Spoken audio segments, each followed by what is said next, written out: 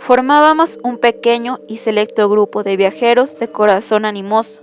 Habíamos llegado a Constantinopla una semana antes, desde Grecia, dedicando desde entonces 14 horas al día a subir y bajar penosamente las inclinadas alturas del barrio de Pera, visitando bazares, subiendo a lo más alto de los minaretes y abriéndonos camino a la fuerza entre ejércitos de perros hambrientos, los amos tradicionales de las calles de Estambul.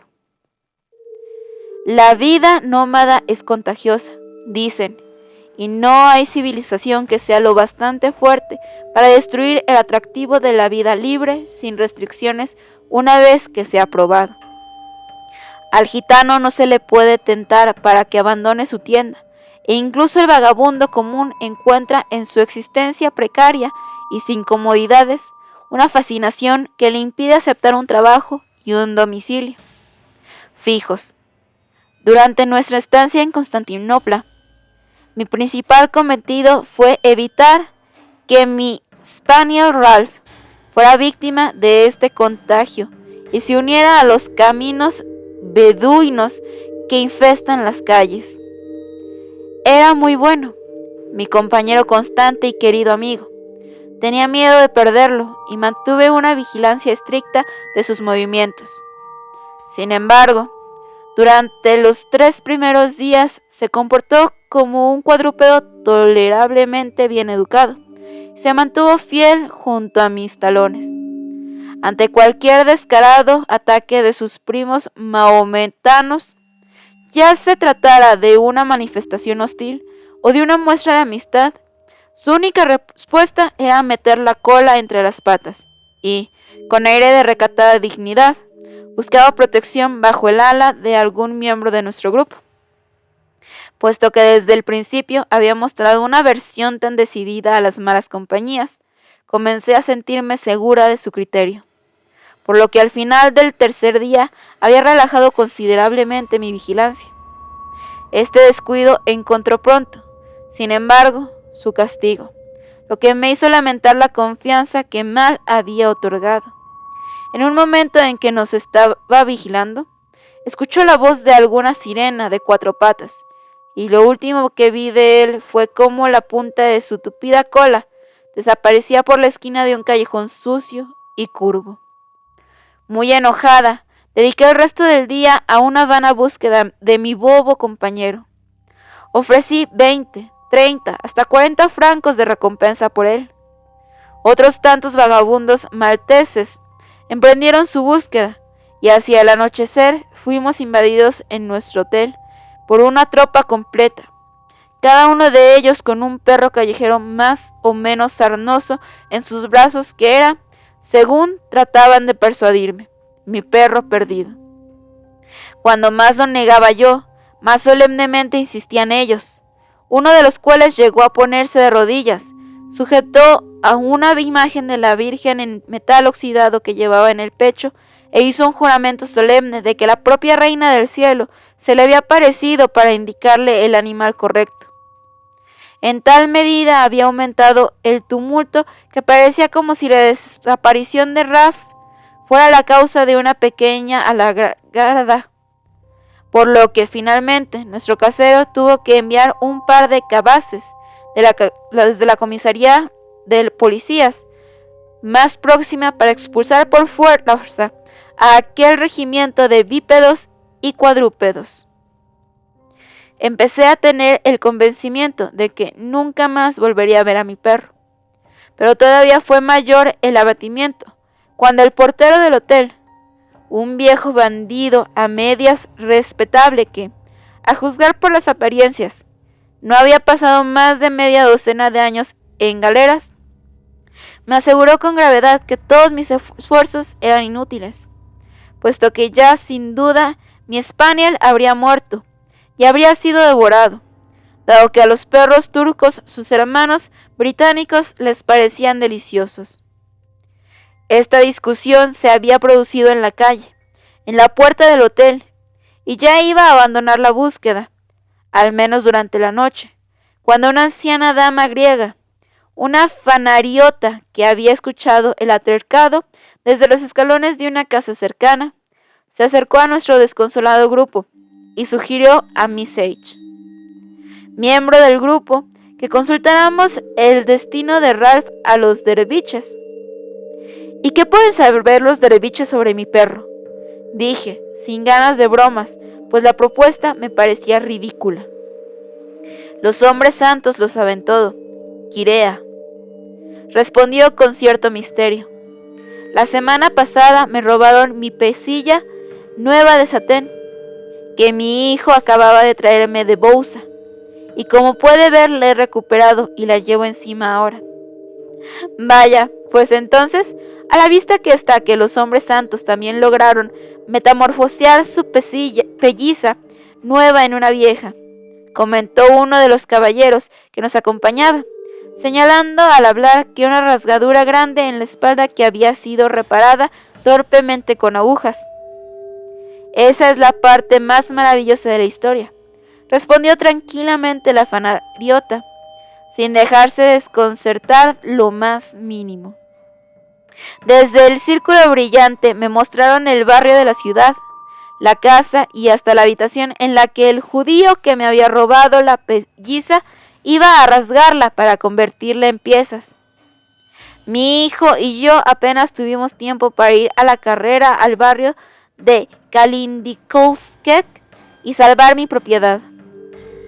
Cogimos al ladrón en el acto y ambos lo reconocimos como el hombre que nos había mostrado los derviches en la luna mágica. Confesó el robo y ahora está en prisión. Aunque ninguno de nosotros tenía la menor idea de a qué se refería ella al hablar de luna mágica y de círculo brillante, y todos estábamos perplejos por el relato que nos había hecho de los poderes de adivinación de los hombres santos, en cierta manera todos sentíamos que la historia no era una invención, y, dado en todo caso, parecía que había conseguido recuperar la propiedad, ayudada en cierto modo por los derviches, decidimos comprobarlo por nosotros mismos a la mañana siguiente, pues lo que le había ayudado a ella nos podía ayudar también a nosotros. El grito monótono de los muecines desde el barco alto de los minaretes acababa de proclamar la hora del mediodía, cuando nosotros, que acabábamos de descender desde la altura del barrio de Pera hasta el puerto de Galata, nos abríamos camino a codazos y con dificultad entre el gentío sucio del barrio comercial de la ciudad. Antes de llegar a los muelles, estábamos casi ensordecidos entre los gritos incesantes que taladraban los oídos y la confusión babélica de las lenguas. En esta parte de la ciudad es inútil guiarse por los números de las casas o los nombres de las calles. La ubicación de cualquier lugar deseado se indica por su proximidad a uno u otro edificio más visible, con una mezquita, baño o tienda. En cuanto al resto, hay que confiar en Alá y su profeta. Fue por ello, con la mayor de las dificultades, como descubrimos al fin la tienda del proveedor británico de artículos para buques, detrás de la que encontraríamos el lugar. El guía del hotel ignoraba cuál era la casa de los derviches, tanto como nosotros. Pero finalmente un pequeño griego, vestido con la simplicidad de un desnudo primitivo, a cambio de una moneda propina de cobre, insistió en conducirnos hasta los danzarines. Vimos al llegar un salón amplio y lúgubre, que guardaba parecido con un establo vacío, largo y estrecho, con una gruesa capa de arena cubriendo el suelo, como en una escuela de equitación. Estaba iluminado solamente por unas ventanas pequeñas, situadas a bastante altura del suelo. Los derviches habían terminado las actuaciones de la mañana y descansaban de su esfuerzo agotador. Parecían completamente debilitados, algunos tumbados en las esquinas, mientras otros se sentaban en los talones y contemplaban el espacio con la mirada vacía, dedicados, según nos informaron, a meditar sobre su deidad invisible. Daba la impresión de que hubieran perdido las facultades de la vista y el oído, pues ninguno de ellos respondía a nuestras preguntas, hasta que una figura alta y descarnada, que llevaba un gorro alto, que hacía que pareciese de más de 2 metros, surgió de una esquina oscura. El gigante nos informó de que era el jefe y nos dio a entender que los santos hermanos, habituados a recibir del propio Alá órdenes para ceremonias adicionales, no debían ser molestados por nada. Pero cuando nuestro intérprete le explicó el objeto de nuestra visita, que únicamente a él le concernía, pues era el custodio único de la varita de adivinación, desaparecieron las objeciones y extendió la mano pidiendo limosnas. Tras recibir la gratificación, dio a entender que solamente 2 miembros de nuestro grupo serían admitidos al mismo tiempo, en la confianza del futuro, tras lo que emprendió el camino seguido por Miss H y por mí. Lanzándonos tras él a lo que parecía un pasadizo semisubterráneo, nos condujo al pie de una alta escalera que daba paso a una cámara debajo del tejado. Seguimos a duras penas a nuestro guía, hasta que por fin nos encontramos en una horrible buhardilla de tamaño moderado, con las paredes vacías y sin mueble alguno. Una espesa capa de polvo alfombraba el suelo y las telas de araña adornaban las paredes en una descuidada confusión. En la esquina vi algo que erróneamente tomé por un montón de harapos, pero el montón se movió y se puso en pie. Avanzó hasta el centro de la habitación y se detuvo frente a nosotros. El ser de apariencia más extraordinaria que yo había contemplado. Era del sexo femenino, pero resultaba imposible decidir si era mujer o niña. Era una enana de horrendo aspecto, cabeza enorme, los hombros de un granadero, cintura proporcionada con lo demás apoyada en 2 piernas cortas y delgadas, como de araña, que no parecían adecuadas para la tarea de soportar el peso del monstruoso cuerpo. Tenía un semblante burlón, como el rostro de un sátiro adornado con letras y signos del Corán pintados en un amarillo brillante. En la frente tenía una luna creciente de color rojo. La cabeza la llevaba cubierta con un tarbuch o fez. Llevaba las piernas cubiertas con amplios pantalones turcos y una sucia muselina blanca le envolvía el cuerpo, aunque apenas lo suficiente para ocultar sus horribles deformidades. Más que sentarse, este ser se dejó caer en el centro de la habitación, y al descender su peso sobre las desvencijadas tablas, se levantó una nube de polvo que nos hizo estornudar y toser. Era Tatmos, conocida también como el oráculo de Damasco. Sin perder tiempo en una charla ociosa, el derviche sacó una tiza y dibujó alrededor de ella un círculo de casi 2 metros de diámetro. Detrás de la puerta colgaban 12 pequeñas lámparas de cobre, que él rellenó con un líquido oscuro que extrajo de un frasquito que ocultaba junto a su pecho, colocando después las lámparas simétricamente dispuestas alrededor del círculo mágico.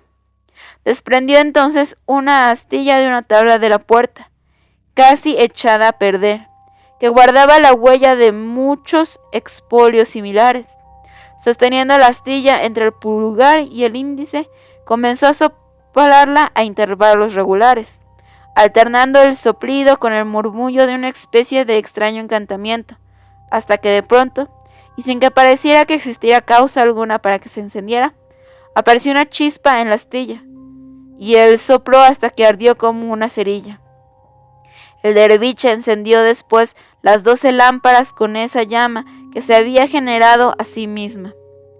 Durante el proceso, Tatmos, que hasta entonces había estado sentada, totalmente despreocupada e inmóvil, se quitó las zapatillas amarillas de sus pies descalzos, y al arrojarlas a una esquina puso al descubierto otra belleza adicional, un 6.º dedo en cada pie deforme.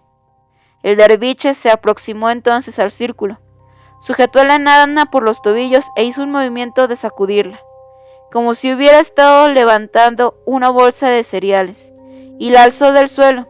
Después dio un paso atrás y la sostuvo boca abajo. La sacudió como se haría para meter el contenido en un saco, con un movimiento regular y cómodo. La hizo oscilar a un lado y a otro, como si fuera un péndulo, hasta que adquirió el impulso necesario. La soltó de un pie, cogiendo el otro con ambas manos. Realizó un gran esfuerzo muscular y la hizo dar vueltas en el aire como si se tratara de una masa india. Mi compañero retrocedió alarmado a la esquina más alejada. El derviche seguía haciendo dar vueltas una y otra vez a su carga viva, que permanecía en una absoluta pasividad. La rapidez del movimiento aumentó hasta que la mirada apenas podía seguir el cuerpo en un circuito.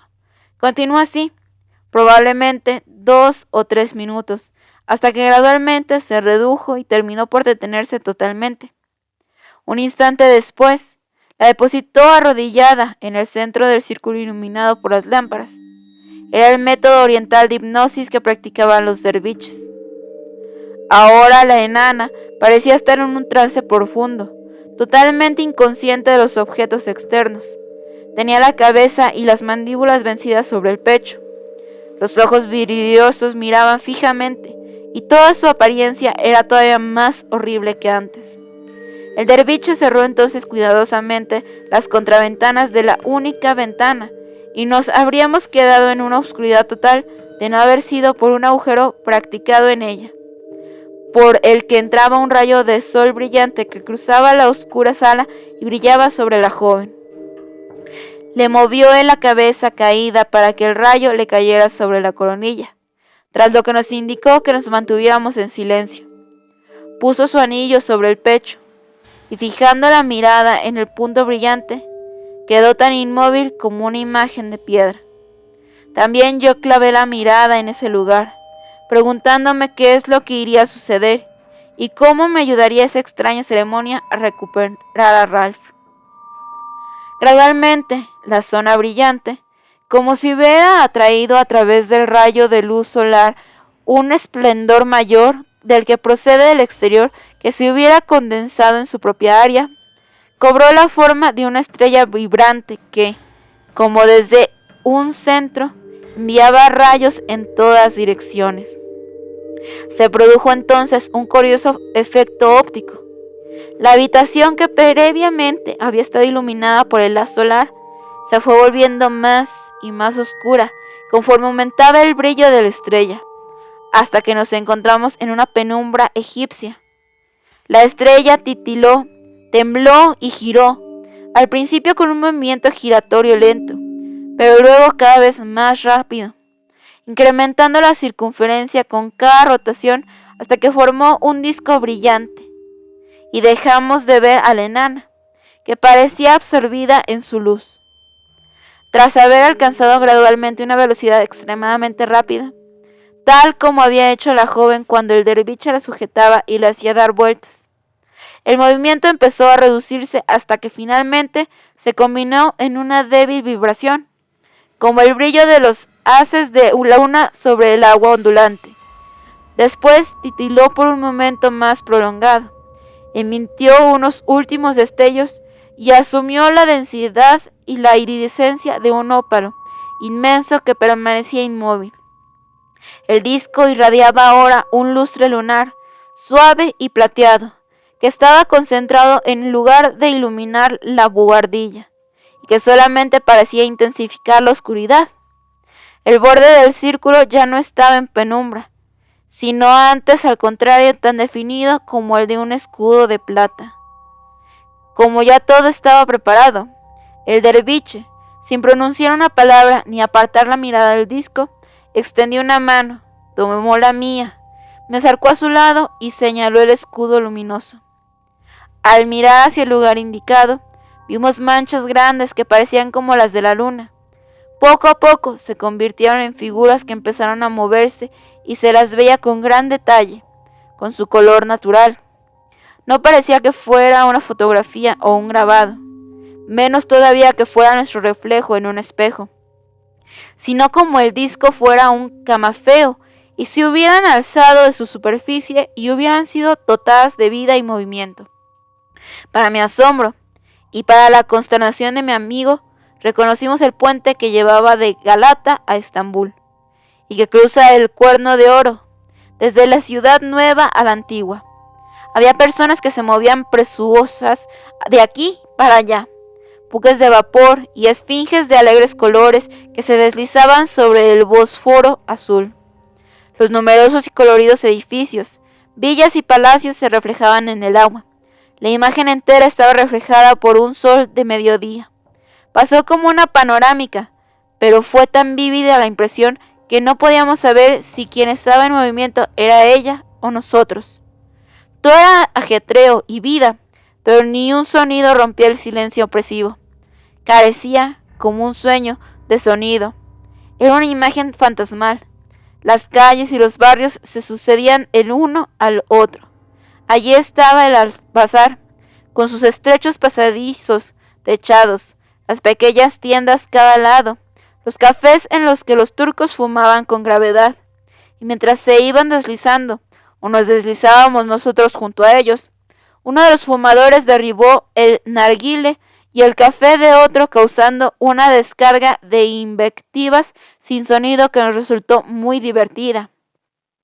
Viajamos así con la imagen hasta llegar a un edificio grande que reconocí como el Palacio del Ministro de Finanzas. En una zanja, en la parte de atrás de la casa, cerca de una mezquita, en un charco embarrado, con su sedoso pelo enmarañado, yacía mi pobre Ralph, jadeante y agazapado, como si estuviera exhausto, parecía moribundo. Cerca de él se habían reunido algunos perros callejeros de aspecto lastimoso que parpadeaban bajo el sol y se comían las moscas. Había visto todo lo que deseaba, aunque no le hubiera dicho al derviche una palabra sobre el perro, pues había acudido más por curiosidad que por la idea de que pudiera tener éxito. Así que me impacientaba por irme enseguida y recuperar a Ralph. Pero como mi compañera me rogaba que nos quedáramos un poco más, consentía a desganas. Miss H. se colocó entonces al lado del biche. Pensaré en él. Me susurró al oído con ese tono ansioso que suelen asumir las damas jóvenes cuando hablan de él al que veneran. Vimos una larga extensión de arena y un mar azul de olas blancas bailando al sol, y un vapor grande que se abría camino junto a una costa desolada, dejando tras él un rastro lechoso. La cubierta está llena de vida. Los hombres están atareados por la proa. De gorro y delantal blanco, el cocinero sale de la cocina. Los oficiales uniformados salen de un lado para otro. Los pasajeros llenan el alcázar, holgazanean, filtrean o leen. Un joven al que ambas reconocemos avanza y se apoya en el pasamanos. Es él. Miss H. sofoca un gritito, se sonroja y sonríe. Vuelve a acercarse en sus pensamientos. La imagen del vapor desaparece. La luna mágica permanece vacía unos momentos. Nuevas manchas aparecen en su rostro luminoso. Vemos que de sus profundidades emerge lentamente una biblioteca, de colgaduras y alfombras verdes, con estantes de libros en los lados de la habitación. Sentado en un sillón junto a una mesa, bajo una lámpara, hay un anciano escribiendo. Lleva el cabello gris peinado hacia atrás desde la frente. En su rostro recién afeitado una expresión de benevolencia. Con un movimiento rápido, el derviche impone silencio. La luz del disco tiembla, pero recupera el brillo firmemente y la superficie vuelve a quedarse sin imágenes durante un segundo. Volvemos a Constantinopla, y en las profundidades perladas del escudo se forma nuestro apartamento del hotel. Sobre el escritorio están los papeles y los libros, el sombrero de viaje de mi amiga en una esquina. Sus cintas cuelgan de la copa. Sobre la cama está el vestido que se había cambiado cuando comenzamos la expedición. Ningún detalle falta para completar la identificación, y como para demostrar que no estábamos viendo algo que habíamos formado con nuestra imaginación, sobre el tocador había 2 cartas sin abrir, cuya escritura fue reconocida claramente por mi amiga. Eran de un querido pariente suyo, de quien había estado esperando tener noticias en Atenas, sintiéndose decepcionada.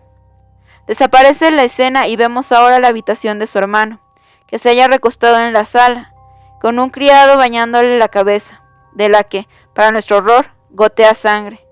1 hora antes habíamos dejado al joven en perfecto estado de salud. Ante esa imagen, mi compañera lanzó un grito de alarma y, tomándome de la mano, me llevó hacia la puerta. Nos reunimos con nuestro guía y amigos para regresar a toda prisa al hotel. El joven H había caído por la escalera, haciéndose una herida bastante fea en la frente. En el tocador de nuestra habitación estaban las 2 cartas que habían llegado cuando ya estábamos fuera. Las habían enviado desde Atenas. Pedí un coche con el que me dirigí al Ministerio de Finanzas e, iluminada por el guía, encontré rápidamente la zanja que había visto por primera vez en el disco brillante. En mitad de la charca, destrozado, medio muerto de hambre, pero todavía vivo, estaba Ralph, mi hermoso Spaniel. Cerca de él estaban los perros callejeros que parpadeaban y, despreocupadamente, se comían las moscas.